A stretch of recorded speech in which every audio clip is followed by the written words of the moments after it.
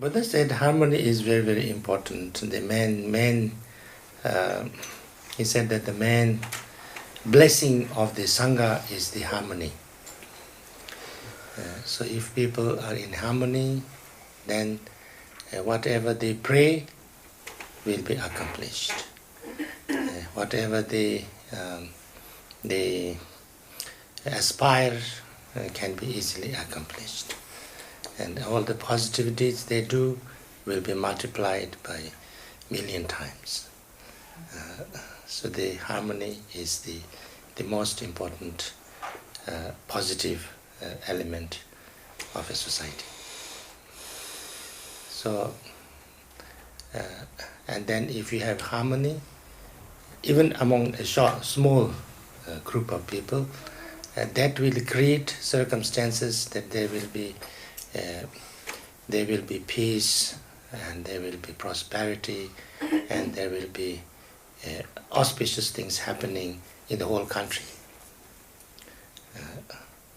So to illustrate that, he told a story.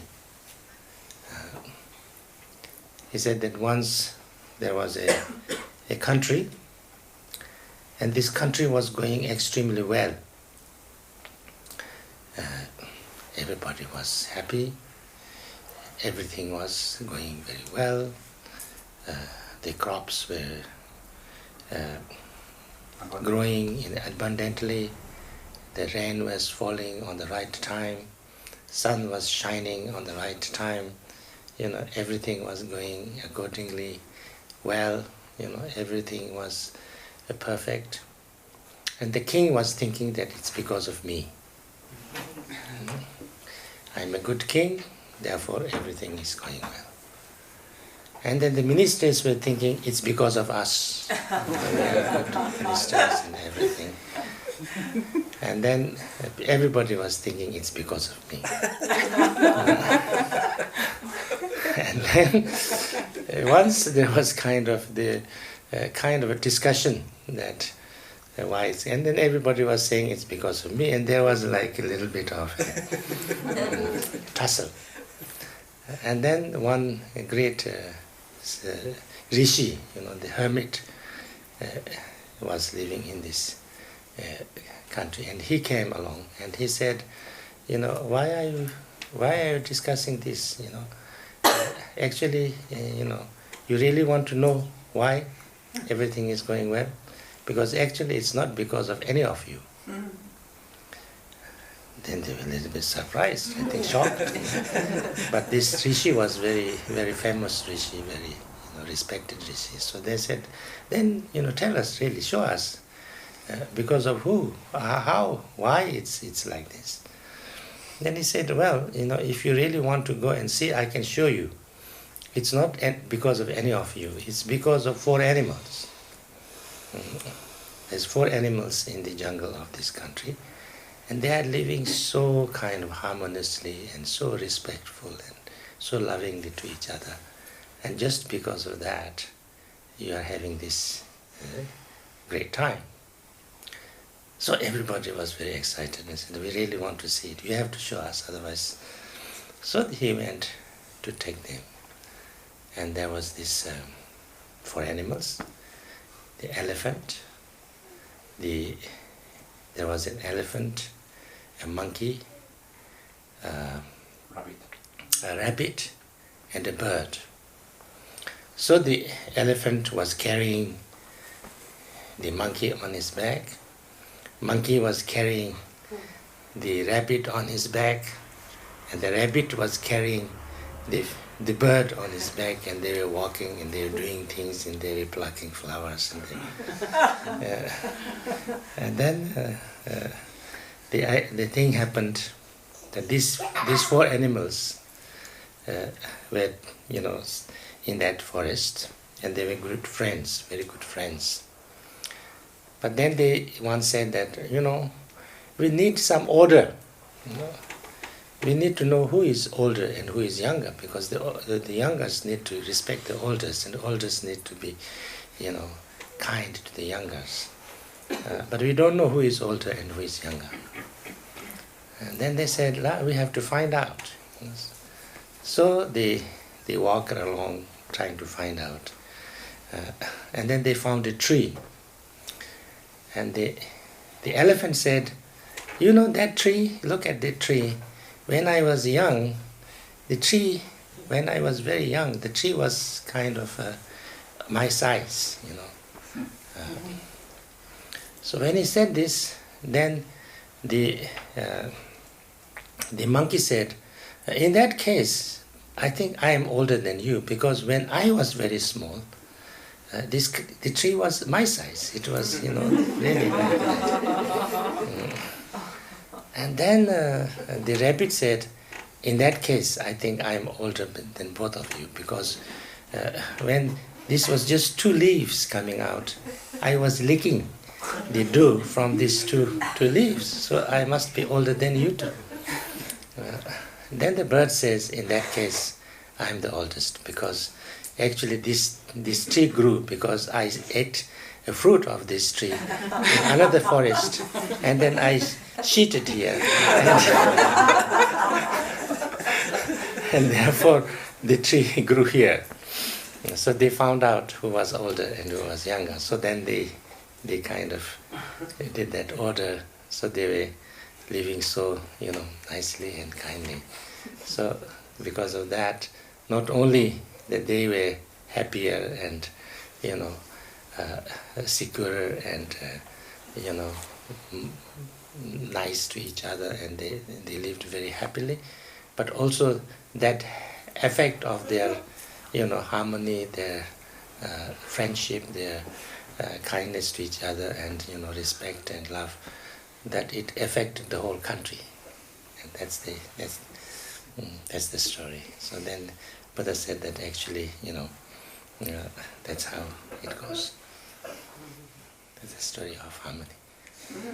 So then, since then, it is said that Buddha said that if any place, any home, if you draw these 4 animals in this order and put up the drawing or the painting, that will also create the same kind of harmony in that community, in that house, in that place. So we need one. And we have one.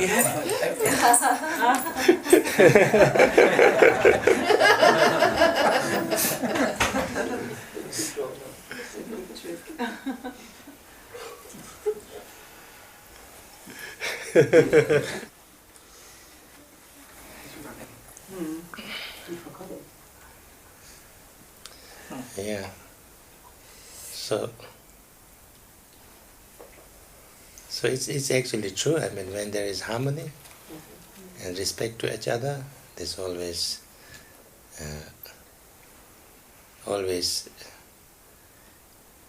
everything goes well. And it is also said that if there is harmony in a group, then all the positive energies will come, and even the, you know, like positive spirits give protection, and so therefore there's no obstacles can come. And when there's an obstacle, the first obstacle comes to the mind. You get upset, you get angry, you feel that you want to fight with somebody or say something nasty, and that means that the Mara has entered into your heart and you are creating obstacles for everybody, and then it's the time to go everything down.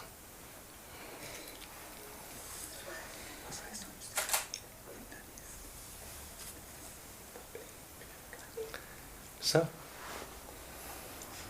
maybe that's the parting teaching.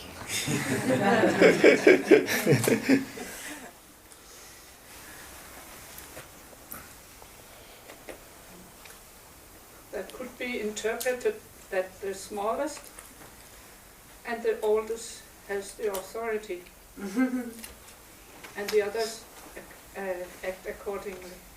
So the problem of democratic society is that everyone has a say, and every individual have different opinion than the other. And so how to create harmony in that case?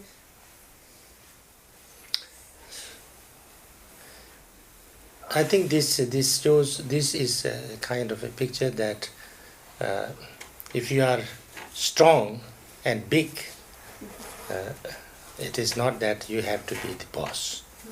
You know, like the elephant was the strongest and the biggest, but he didn't have to be the one who gives order. He respected the others who were older than him, and so therefore like that. So he was like showing respect to his elders in age, not in strength, and so he was respecting the monkeys and the rabbit and like that. So that's the idea. I think the strong should not only be kind, but also be respectful to the weaker ones, the smaller ones, and things like that. And of course, people can have different opinions, but different opinions can also be I think democracy is all about listening to each other's opinions. No, that if somebody has an opinion, it's not that if he or she is weak, then it's completely disregarded. It's not like that, but you try to listen to everybody's opinions, and then and every head puts together, and then try to talk and convince each other. And if that opinion has logic and has has a certain substance, then everybody tries to listen and understand, and even maybe accept. And if that doesn't have so much substance, and then somebody's opinion okay, so then at the end everybody thinks, and everybody listens, everybody kind of impartially examines, and then they decide on the majority. No, so if the majority of the people think and understand that one way of doing things is the best way, then others also go along. One doesn't say that it's not my opinion, so therefore I don't do that, or I don't agree to it, even if it was the most of the people who like that. Then there's no democracy. Yeah. Democracy is able to go with the majority of the people, isn't it? I thought so, but I don't know. You know more about democracy than. I think what you said when you were telling the story about the four friends, the thing that was had the most impact for me in this respect was that you said the elders help the younger ones, and the younger ones respect the elders. And I think this is more than just mutual respect, but it's actually caring for each other, and caring for the whole thing together. And so in this respect, it means to me that you are willing and able to accept that you are responsible for the thing as a whole, not only for your own well-being. Yeah. And I think this is very crucial. This is very crucial, yes. True.